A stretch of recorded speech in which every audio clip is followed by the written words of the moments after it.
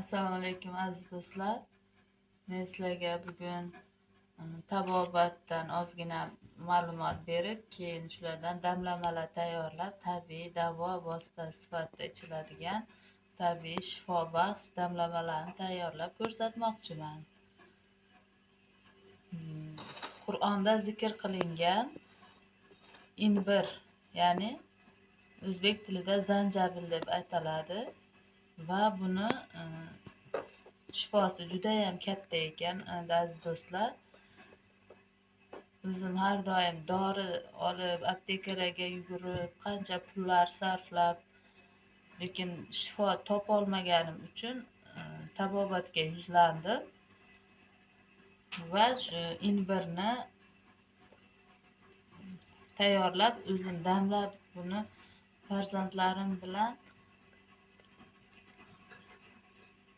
ancha payt tanovul qildik. O'zimda o'zgarishlarni his qildim. Boshidan o'tgan tabib deganlariday o'zimda foyda topganim uchun siz azizlarimga ham ilindim buni. Va bizda yana qalampirmunchoq. Buni eskidan momolarimiz bo'yinlariga, qo'llariga munchoq sifatida foydalanganlar, lekin buni hozirda endi shifobaxshligini man o'zimda buni ham kuzatdim. Hozir hammasidan sizlarga damlama tayyorlab ko'rsataman. Va yana kurkuma mana sariq, biz buni kukunidan oldik. Inbirni esa o'sha yerdan kovlangan ona tuproq bag'ridan sug'urib olinganday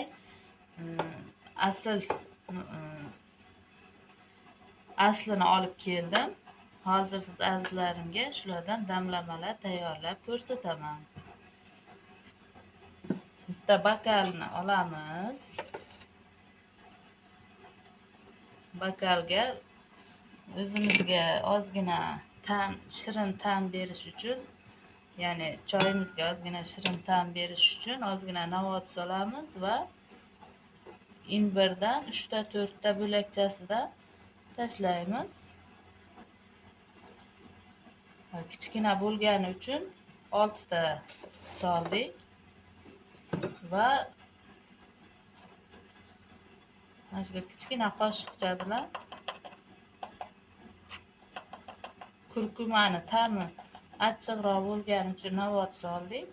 Ozgina xushbo'y ta'm berish qobiliyatini beradigan va 2 donagina qalampirmunchoq solamiz va ko'p emas, 2 donagina soldik. Chunki qalampirmunchoqni o'zini damlab ko'rsataman sizlarga.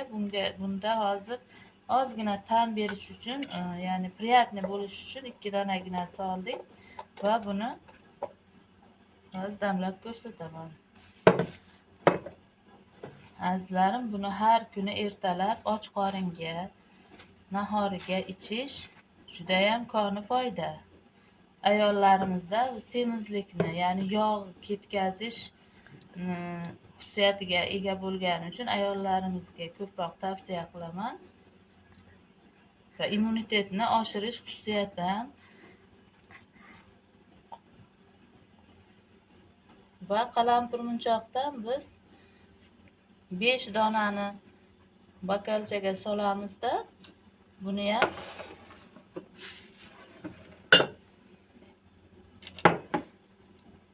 ustiga qaynoq quyib damlab qo'yamiz va ertalab och qoringa ichishni tavsiya qilaman.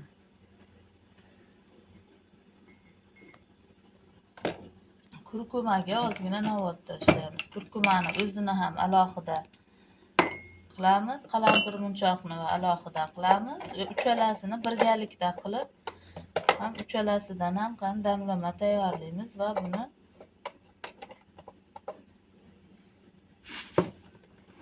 hozirni o'zida bir 20 minut, 10 minut damlab qo'yib ham ichsa bo'ladi yoki ertalab turib och qoringa nahoriga ichsa ham juda yaxshi foyda bo'ladi. Har biriga. Qalampir munchoqni yana bir xususiyatini aytib o'taman. Bu qon suyultirish xususiyatiga ega. Ya'ni tomirlarda tromb bo'lishni oldini oladi. Koronavirusdan keyin ko'pchilikda qon quyilish, ya'ni insult, infarkt kasalliklar avjiga chiqib ketdi.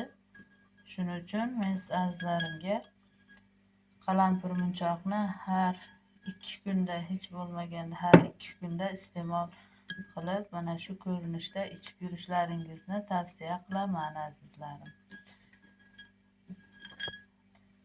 Aptekalarga kirsak,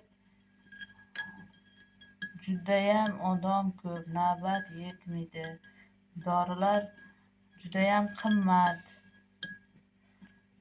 Shuning uchun bizda o'zimizni tabiiy mahsulotlarimizdan qo'ymasdan azizlarim. Mana bu qalampir munchoqni damlab qo'ydik, ichiga ozgina novvot soldik. Mana bu imbir, qalampir munchoq va kurkuma birgalikdagi damlamasi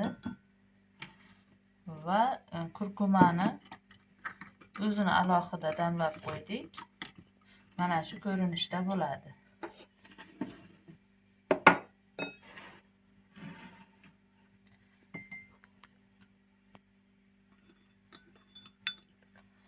Buni iloji bo'lsa ertalabga ichinglar, bo'lmasa 10-20 minut damlab qo'yib ichsa ham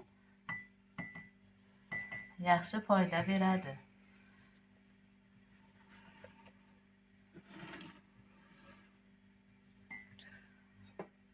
Barchalaringizga xush kayfiyat.